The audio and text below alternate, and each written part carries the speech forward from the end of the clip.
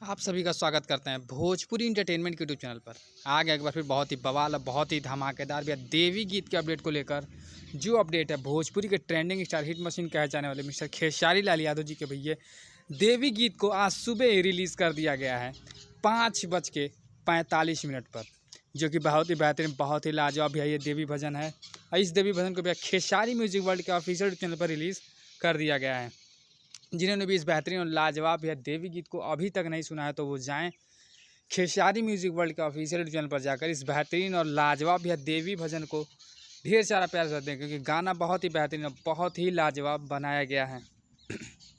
बात की जाए भैया इस गाने की तो ये गाना समाज में जो माँ के प्रति, जो भाई के प्रति जो ईर्ष्या द्वेष दिखाया जाता है उस ऊपर भैया इस गाने को बनाया गया। गाने को भैया गाया है कितना मधुर और कितना लाजवाब कितना मनमोहक ये गाना भैया गा दिया है खेसारी लाल यादव ने। ऐसे कहते हैं भैया गाना भक्ति गाना इसे कहते हैं। कितना तगड़ा कितना बवाल गा दिया है।